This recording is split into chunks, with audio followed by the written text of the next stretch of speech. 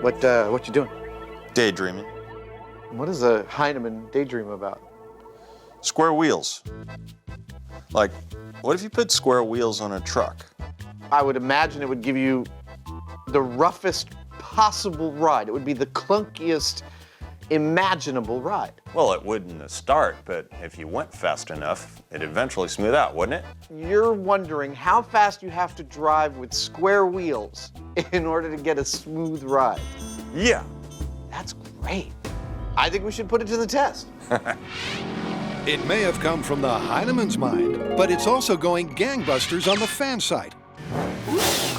Because according to the myth, at a fast enough speed, the difference between square and round wheels would disappear. But can this really be true?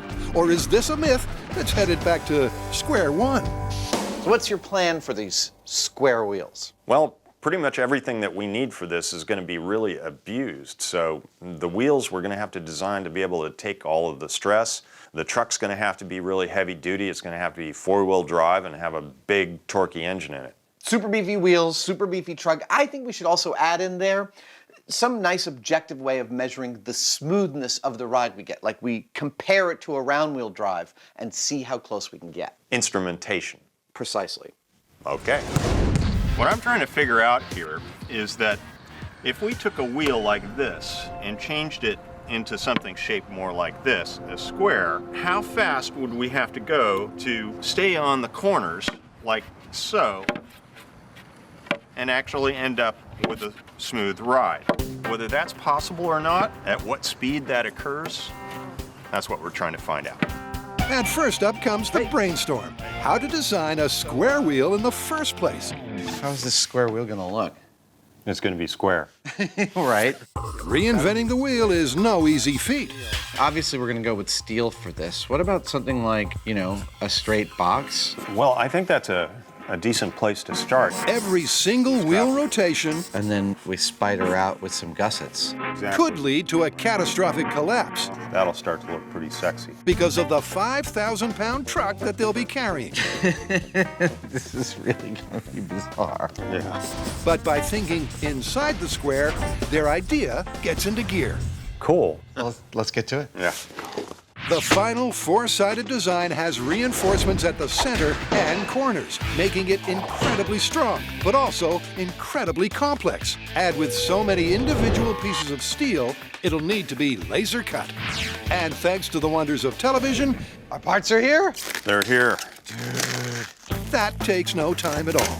That is gorgeous. Man, those are so pretty. Let's set one up. Okay, these come in like this. This goes here. This is from years of building Legos without looking at the instructions. These laser cut parts are absolutely gorgeous. They're coming together beautifully, and Jamie and I have quite an efficient little assembly line going here. You can't tell, but he's just as happy as I am. It's an assembly line because the prefab wheels require hundreds of individual welds. In order to keep our square wheels from each weighing like 200 pounds apiece, we've designed it all out of 3/16-inch steel. Now that may not seem like much, but the design and the gussets and the distribution of the forces really ought to be able to take this. But with steel this thin, you can't just lay in these big fat welding beads. You actually have to stitch it carefully because the stuff, if it gets too hot, can warp, and that's bad. It's a laborious process, but hopefully it'll be worth it. And once the MythBusters get their heads down, their hubs are soon looking like the wheel deal. Nice. Want to grab a side? Let's put it on the ground. Yeah, this is how the tire goes on, right? Hopefully. That has a satisfying ring to it, doesn't it? It really does. It rings like a bell. It's so pretty. I'll be right back. It's a square wheel. Those two words shouldn't go together. They shouldn't, but this isn't quite up to shape yet. Well, there's your problem. Because next, it's time for the rubber to meet the rim. When you started this job, did you ever imagine you'd be lubing a square tire to fit a large piece of rubber on it? That's been my lifelong dream. In theory, the guide bars should make levering on the tire easier. Go ahead and get a clamp on that. Yeah. But trying to fit a square peg into a round hole is just as difficult as it sounds. My family's been fitting square wheels for 2 centuries now. No one's bought one, though. I want my square wheels! Even bringing in a 2,000-pound wrecking ball This is like how the Egyptians do it. The old Egyptian forklift. doesn't get the tire onto the square. So Jamie has a solution. We are literally trying to fit a square peg into a round hole. And I had designed the size of this steel wheel to perfectly fit the tire that I chose. The thing is that while I could eventually get it over the square wheel, I might not be able to get it back up again. So we're gonna jump up a size in the tires, slightly bigger. I hope it works. And shim them to where they fit properly, we'll be good to go. Sometimes the simplest solution is also the most obvious. How's it look?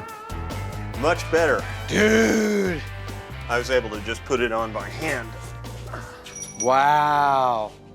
That is a square wheel. That is, without a doubt, a square friggin' wheel. Thanks to their ingenuity and hard work, the MythBusters have squared the circle. Doing that makes me nervous. Now, they just have to complete another 3. Since Jamie was just a baby, a circular wheel has been the design of choice for a smooth ride. But could a square wheel at speed be just as comfortable? Well, after squaring up a feat of engineering excellence, the MythBusters are ready to roll on testing. Let's get out of here. And with a truck packing plenty of power, they hit the road for a familiar testing ground. I love this tarmac. Nice day for a bouncy ride, huh? Absolutely it is. Let's get started. This thing about square wheels, not something you want to do on a public road. That's why we're out here on this runway where we can do whatever we want. Now, what we want to find out is whether we can drive fast enough in this truck with square wheels on it. Oh, look at that we end up with a smooth ride. And of course, we have to survive to tell the tale. But it's not just about survival, it's also about data. If these babies have any chance at all of giving us a smooth ride, how are we going to know beyond our own subjective experience? We need an objective measuring system for telling us how smooth our ride is. And that's where Jason and Scott come in. They work at LMS, a software and hardware engineering company that measures the vibration of all sorts of things, from cars to airplanes to washing machines. And they're going to measure our experiment. Yep, Jason and Scott position the sensitive sensors in 3 key areas. Good to go. To track the vibration on the suspension, the steering column, and of course, the passengers. And with the test track set, That looks festive. they'll be put to use first in the round wheel control. In 3, 2, 1, go. Here we go. Feels like a pretty nice ride so far. As it should be. Yeah. 55 5, and 60. 60 miles an hour. Feels pretty smooth. I think we got a good metric. Yeah. Bring it to a halt and head back to home base. Throw some square wheels on this puppy.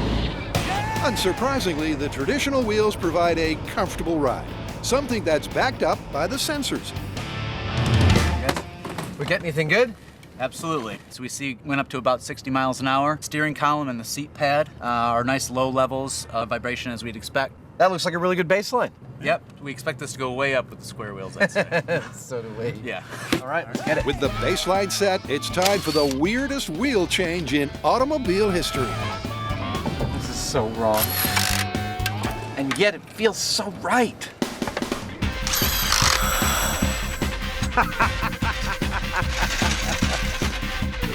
The obscenity begins.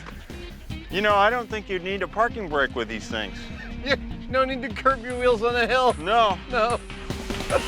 All 4 wheels are mounted and flat to the ground. But will they even turn, let alone get up to a speed that could be smooth? Personally, I don't think we're going to get a smooth ride out of these square wheels. But more than that, with all of them flat, I seriously imagine that the first quarter turn, the first time the truck boonk and lands on that second part of the square, the truck may look at that as an accident and just shut down. We might not even get more than 1/4 turn on this test.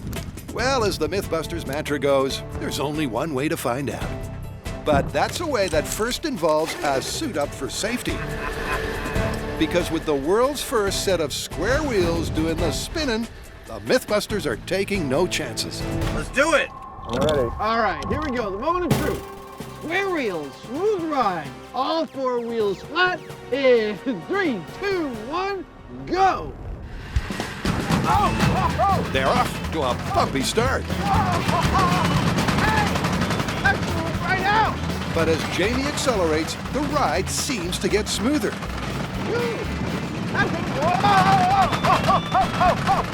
At least until it suddenly stops altogether.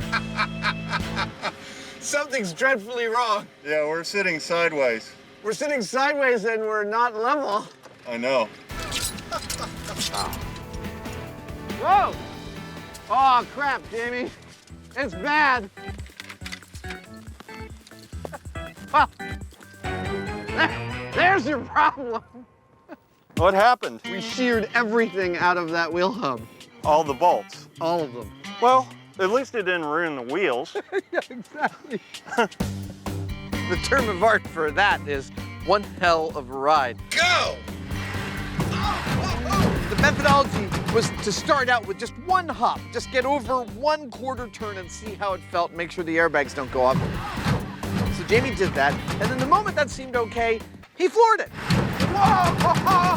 Hey! That's moving right out! And for about 5 seconds there, it felt like we were actually getting something approaching a smooth ride. And then everything fell apart. The fact is, this is one of the most powerful trucks we could get our hands on, and driving with all four wheels flat, just too much for it. But even in that 15-second window, the wheels did get up enough speed to spin corner to corner. However, do the sensors confirm that it was smooth? All right, Scott, what do you got for us? Well, you can definitely see some trends here. As the speed goes up, the vertical acceleration in the suspension is definitely going down. If I go to the steering column, you see the same trend. As the speed goes up, vibrational energy definitely goes down. Well, the data is pretty compelling, and it actually seems to match what Jamie and I felt in the truck, which is that before it destroyed itself, we actually felt the ride smoothing out. There might just be something to this, so we're going to keep on testing it. Absolutely, because it ain't over until the square wheels spin and don't fall off the truck.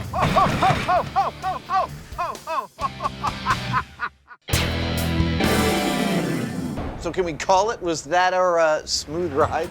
Well, it started to smooth out, but then the truck broke and the wheel came off. Yeah, that was almost bone-shattering. But it occurs to me, what if instead of all wheels being flat, we offset two of them to a 45-degree angle? Increasing the periodicity of the points hitting the ground might make the ride smoother and easier on the truck. Yeah, that makes sense, but I start to worry that making things less symmetrical like that might set up some sort of an oscillation in a certain orientation that would end up flipping the truck, and that'd suck. You're totally right. That then says to me that we want to do some small-scale testing. Try different wheel orientations and see which one we feel is both the safest for us, but also might be easiest on the truck. I agree. After a bone-shaking ride with all four wheels in the same orientation, it's time to experiment with some different configurations. Now this is the orientation we had our wheels in for our most recent ride, and a bumpy ride it was. But this is not the only orientation we need to have our four wheels. We could mount two of our wheels at a 45-degree offset to the other two, thus doubling the frequency with which one of the points of the squares hits the ground for every rotation. Or we could offset each wheel by 22.5 degrees for every rotation, thus quadrupling the frequency with which one of the points hits the ground. Which one of these is going to give us the smoothest ride? I haven't the slightest idea. That's why we're about to test this in small scale. And for that, they'll need a set of wheels. So Adam brings this out of the woodwork. I think that's a good start. Then it's time to tune up the treadmill to give it a run. All right, let's try this. First off, a little recap of why four in-sync wheels are so uncomfortable. Ow. But will offsetting the wheels by 45 degrees decrease the jolt factor? Much better. Wow. I didn't expect that to be so nice. Let's ramp it up. All right. Two wheels offset diagonally at 45 degrees is a clear improvement. Yeah! But will the 22.5-degree combination be even better? The way this works is that one's always flat, one's always at 45, and the other two are in the middle. Okay. Ooh! That's the oscillation I was worried about. Yeah. That's what we don't want to do because that's what is going to flip the truck at speed. A closer look at the 22.5 proves that the chassis is bouncing up and down and side to side, making the 45-degree offset the most stable configuration. Our small scale test showed that the best configuration was to have two opposing corners with their points down, the opposite two corners with their flats down. That balances things out the best, and so that's what we're going to do full scale.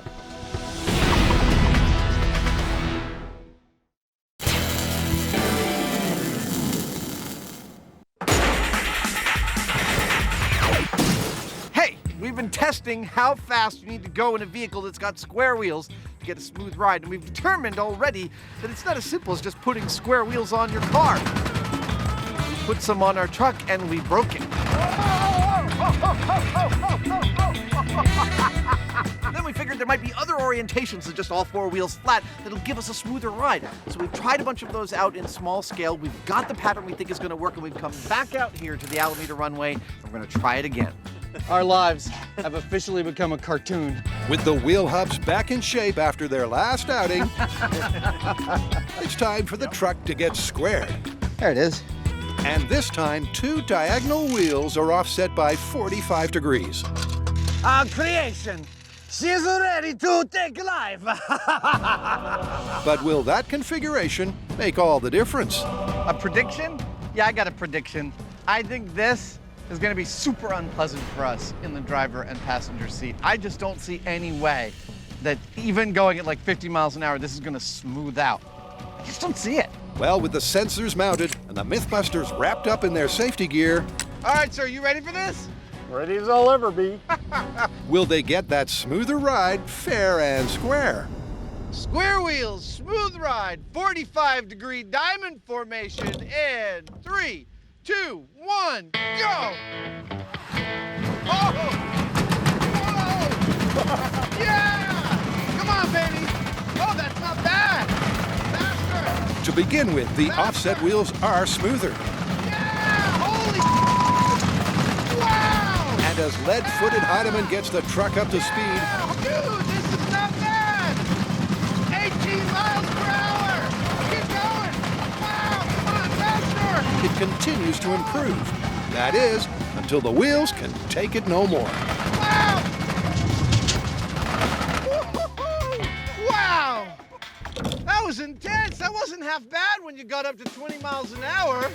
I got no brakes though. I think the truck didn't like it too much. I don't think it did either. Did we lose all 4 tires? I think so, although one of them just sort of stayed on the truck and just not on the wheel. It's not bad. As we had hoped, the faster we went, the less of the really heavy hammering we felt. Yeah! Holy But that was substituted for something else that seemed like it might even be worse. It was just a really sharp, hard vibration that I couldn't help but think was doing something horrible to the bottom of the truck. Once we were up to speed, once we were up to the fastest speed we could get, which turns out to be about 18 miles an hour, I have to admit that I am impressed with how smooth that ride was. It was smoother than I thought it was going to be. Let's put it that way. Adam thinks the ride evened out, but was it enough to ever be called smooth? So how does the data look? Well, here's your speed in red, and you can see where you kind of slowed down and there's a lot of vibration. As you sped up, the vibration of the steering column really starts to trend off. Well, that's pretty much just what we felt in the cab. Yeah. Awesome. The ride was progressively smoother, but it was also progressively destructive, with the tires and brake pads coming off completely. Well, that was one of the worst things that ever happened to that car. It was fun though. Absolutely. It does make me think though. You got an idea? I do. Awesome.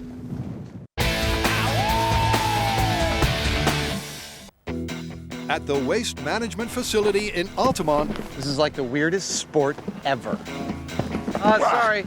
It's like bowling towards a Hoosier with witches' hats. I don't know what you would call that.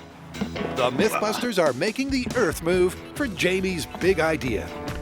It looks great from here, Jamie. Good. Let's face it, there's a very good reason they don't put square wheels on cars.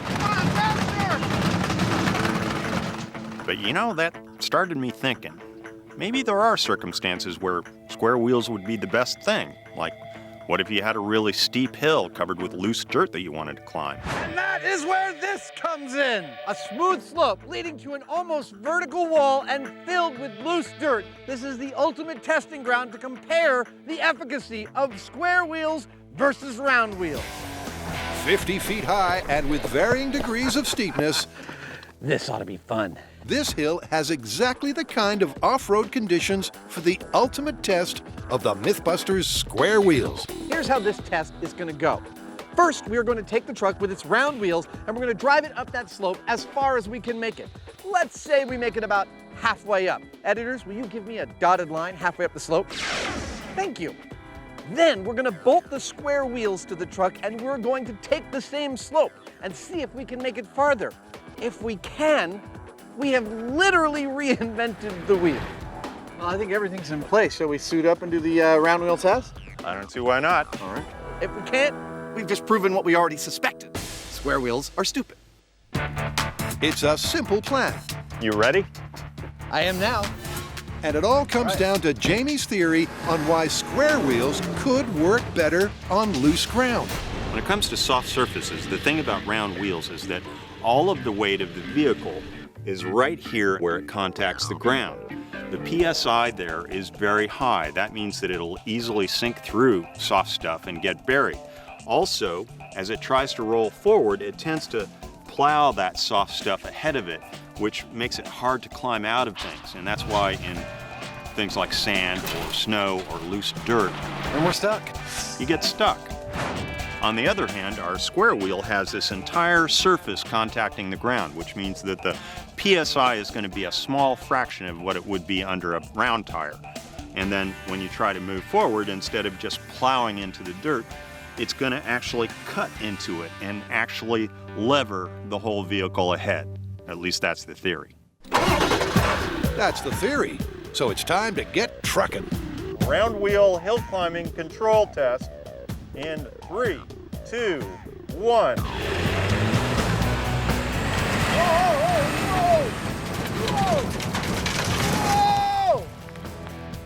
Think that's as high as you can go? I think so. That's pretty darn high. Yep. Halfway up the hill, and the round wheels can't get a grip on the loose earth. So the benchmark to beat has been set. What do we do now? I don't know. Back down slowly? If I can. Ooh. Which means the MythBusters must return to the start line That is intense. and swap out the wheels. It's like one of those, what are we doing moments. I think we have more of those moments than we do the normal ones. Time for predictions. I myself believe that the square wheels are actually going to make it farther than the round wheels. I'm guessing by like 10 or 15 feet. But more importantly is Jamie's prediction. Now you notice if you watch previous episodes of MythBusters that he doesn't like making a solid prediction. He likes saying a version of who can say. That's why we're doing this experiment. But in this case, he actually also thinks the square wheels have a really good chance of climbing this hill. Watch this. Our round wheels got us about halfway up the loose dirt on the steep part. Now, we're never going to get all the way up because, well, it's vertical up there and we just can't do that. But the square wheels, I think they're going to get us most of the way there. Huh, so Jamie made a prediction and it's the same as mine. I hope we're right. Well, it's now or never. With the halfway mark to beat, can the square wheels make a molehill out of a mountain? You scared? Nah, just a little hill. And we've got square wheels. Exactly. This is Square Wheels, the final hill climb. And 3, 2, 1, go!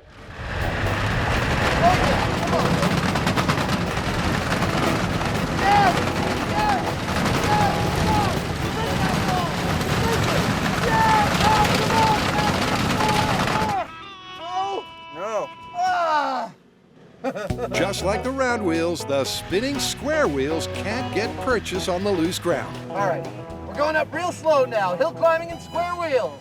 Go. So for take 2, the Heinemann goes for a slow and steady approach. This is promising. Woo! Yeehaw! Forward. Drive forward. You know what? What? I don't think they're working. I don't think they're working either. We tied at best. We touched the tape. But I don't know if we can beat it. I don't think we can. I think you just gotta face it. Square wheels are just plain stupid. It seems the MythBusters had to reinvent the wheel to discover that square wheels are just too, well, square. Well, that was freaking spectacular. We start climbing the hill. I'm feeling really good. I can only imagine the volume booster tail of dust we're kicking up. Get up to the tape. We're touching the tape. I'm thinking we're gonna break the tape.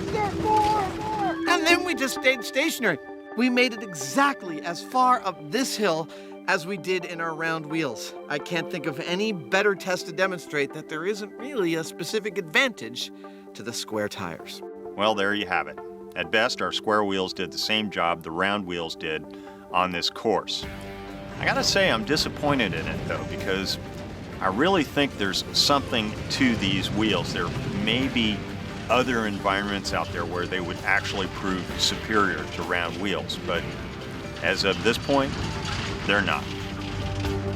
So how do you want to call this? Do square wheels give you a smooth ride? Well, as ridiculous as it may seem, I think we gotta call that one plausible. What about hill climbing? That one, not so much. The square wheels didn't provide any kind of significant advantage over the round wheels. Yeah, well, what are you gonna do? You wanna drive back to the shop? Now let's walk. It's more comfortable. Okay. I think this is the last we'll see of the square wheels. Not by a long shot.